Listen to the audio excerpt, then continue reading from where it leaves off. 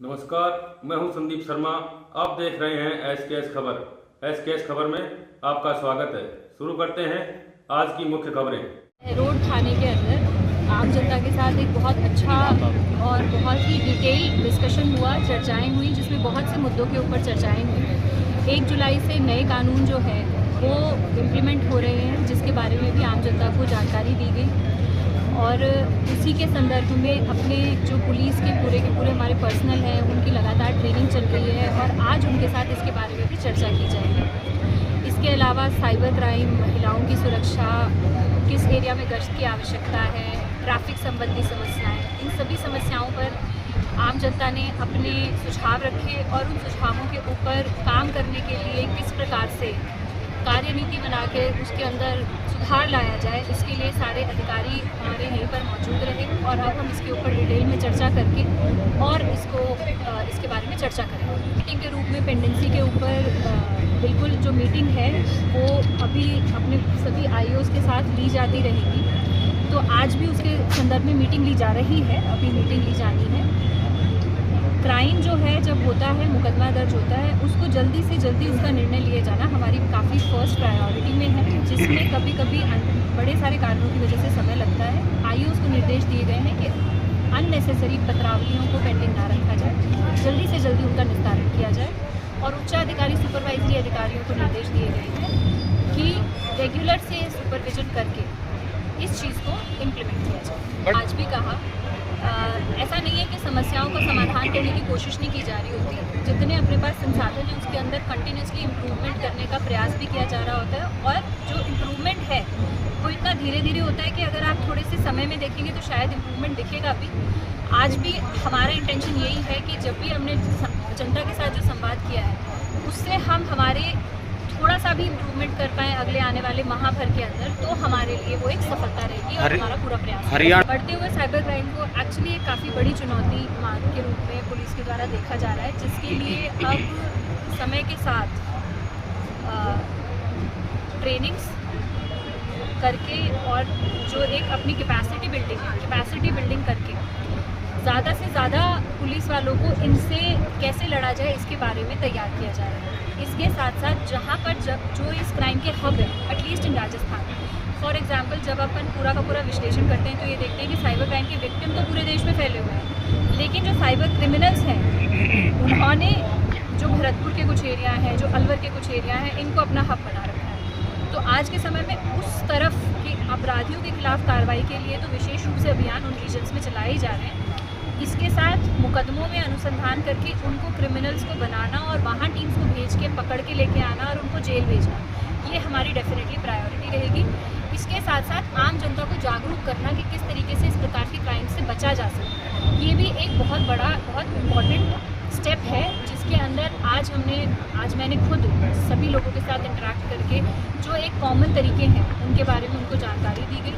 और मीडिया बंधुओं से भी मैं उम्मीद करती हूँ कि समय समय पर इस चीज़ को हाईलाइट करके आम जनता में ये संदेश फैलाया जाए कि किस प्रकार से साइबर क्राइम से बचा जा सकता है। जैसा कि मैंने कहा कि दोनों ही तरीके के प्रावधान हैं, दोनों ही तरीके के। सबसे पहले तो हमेशा ही कोई कानून बनाने में आम जनता को न्याय मिले, यही उसका पर्पज़ होता है।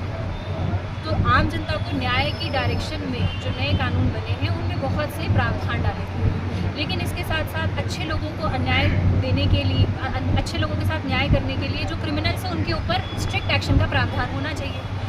तो ऐसे भी प्रावधान है जिसमें जो स्ट्रिक्ट एक्शन है उसको और स्ट्रिक्टर बनाया गया है, जिससे जो क्रिमिनल हैं उनके अंदर भय ज्ञापित हो और वो क्रिमिनल कोई भी क्राइम करने से पहले 50 बार और वो अपराध करके आराम से निकल। बताया कि पुलिस वेरिफिकेशन की जो प्रक्रिया है वो थोड़ी सी इस प्रकार की है कि यूपी बिहार से वेरिफिकेशन के संबंधित हाथों से है, लेकिन हैविंग सेड दैट इसका मतलब ये नहीं है कि लोकल लेवल पे कुछ नहीं किया जाता है। हमने एक स्ट्रैटेजी बना ली है, उस स्ट्रैटेजी के अकॉर्डिंग जो सोसाइटी वाइज हैं उसमें वहाँ पर जो भी किराए पे रह रहे हैं लोग, एटलीस्ट उनके जो आइडेंटिफाइबल डॉक्यूमेंट्स हैं, जैसे उनके आधार कार्ड है, पैन कार्ड है, उनको इकट्ठा करके पुलिस अपने थाने के स्तर पे अपना पूरा एक फॉर्मेट में तैयार किया गया, उसको भर के फाइल मेंटेन रखेगी, जिससे कि आगे आने वाले समय में हमें इस आदमी से कोई चीज़ पड़ती है तो हमें अगर उसे यूपी जाके भी ढूंढ के लाना है, हम उसे ढूंढ के लाने में सक्षम। मैम, जो नशे वाली प्रवृत्ति के बारे में जैसा आपने देखा कि अभी भी बहुत सा डिस्कशन हुआ, उस डिस्कशन में भी यही बात थी कि हम कमिटेड हैं किसी भी प्रकार के इस तरीके के नशे की प्रवृत्ति को डिस्करेज करने के लिए, और जो भी इस तरीके की प्रवृत्ति को बढ़ावा दे रहे हैं, जो बेच रहे हैं, उनके खिलाफ कार्रवाई कर रहे हैं। इसके अंदर अगर गाड़ी पकड़ी गई है तो पुलिस द्वारा पकड़ी गई है, इन्वेस्टिगेशन में थोड़ा समय लग सकता है, लेकिन हम कंट्रोल्स को पकड़ के लाएंगे। नहीं, हमने अभी ही अभियान चला के हर क्षेत्र में बीट कांस्टेबल के नंबर्स जो हैं वो अपडेट करवाए हैं। अगर आपको कोई स्पेसिफिक जगह ऐसी पता चलती है वहाँ अपडेट नहीं हुए तो आप बिल्कुल मेरी जानकारी में लाइए कि एक विशेष अभियान के रूप में नंबर्स जो है वो चेंज किए गए हैं।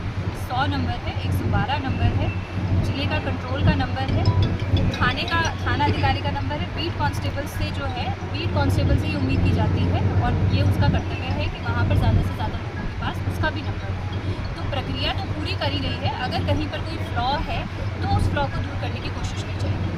सदर ये देखिए, ये तो वही बात होगी, आपने एक स्टेटमेंट दी, मैं इसको वेरीफाई कर पाऊँगी, ऐसा तो नहीं होना चाहिए। जो हमारे जिस तरीके से हमने ग्राम रक्षक बना रखे हैं, सुरक्षा सखी बना रखी है, तो गाँव के अंदर जाके मीटिंग्स लेके जो गाँव के प्रभुत्व जन है, देखिए टोटल जनता के साथ तो शायद बीट कांस्टेबल इंटरेक्ट ना कर पाए, जो लेकिन गाँव में एक्टिव लोग हैं उनके साथ उसका रेगुलर इंटरेक्शन रहता है। तो सदर थाना क्षेत्र में भी जो और चुनाव के दौरान मैंने काफ़ी सारी जगहों पर खुद भी विजिट किया, जहाँ पे लोगों से बात भी की है, और जहाँ पर वहाँ के बीट कांस्टेबल की कई पर ये भी नहीं कहूँगी कि कभी किसी ने कोई शिकायत नहीं करी, लेकिन तारीफ़ें भी हुई है। तो दोनों चीज़ें हुई हैं, लेकिन हम इस चीज़ को और एफिशिएंट बना सकते हैं। इस बात में थिंग्स कैन ऑलवेज इम्प्रूव, और वही हमारा कमिटमेंट है कि हम चीज़ों को और बेहतर कैसे बनाएं। मैडम बहुत की कमी की जो आप बात बता रहे हैं, आई थिंक ज़िला बनने से पहले भी थोड़ा बहुत रिसोर्सेज का तो क्रंच जो है, वो जितना रिसोर्सेज है उसको डिस्ट्रीब्यूट किया जाता है और साथ साथ रिसोर्सेज को बढ़ाया जाता है।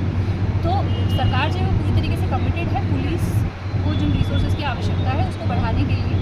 इनफैक्ट चीफ मिनिस्टर साहब ने